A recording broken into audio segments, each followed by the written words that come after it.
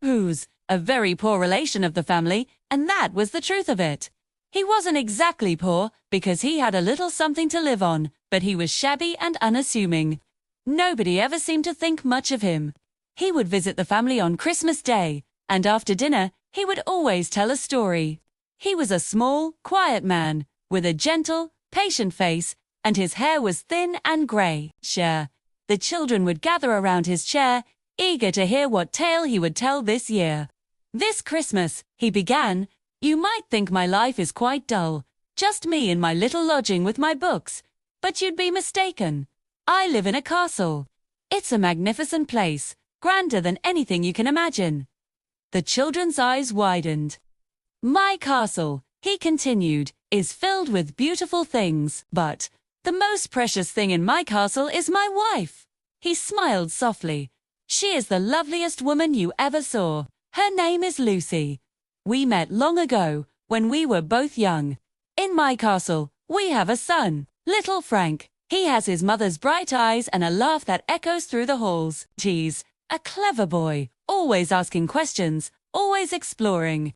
We also have a daughter, another Lucy, as beautiful as her mother. She has a gentle heart and a love for music. Our days are filled with joy. We walk in the gardens, we read stories by the fire, and we celebrate every little moment together. Life is a dream. But then, his voice grew quieter. One day, a great sorrow came to our castle. My little Frank, my brave boy, fell ill. The doctors couldn't help him. We watched him fade away, and a part of our castle crumbled. The lights seemed to dim.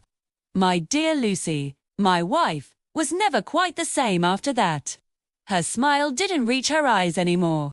A shadow had fallen over our lives. He paused, and a hush fell over the room. Years passed. Our daughter Lucy grew into a fine young woman. A young man, a good and honest fellow, fell in love with her. I could see the love in his eyes, the same love I had for her mother. I was happy for her, truly.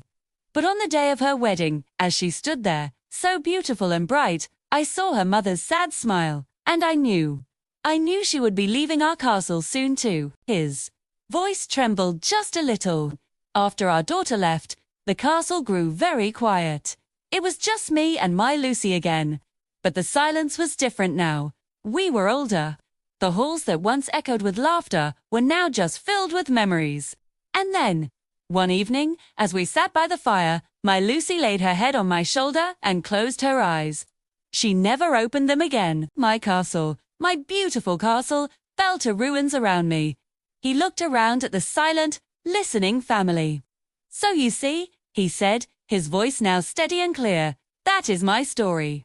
It's the story of my castle, which was never built of stone and mortar, but of love and dreams. The castle I live in now is this little room, with my books and my memories. I am the poor relation. Yes, but I was once the richest man in the world. He smiled a gentle, peaceful smile. And for the first time, everyone in the room saw not a poor, shabby man, but a king who had lost his kingdom, yet still held on to its treasure.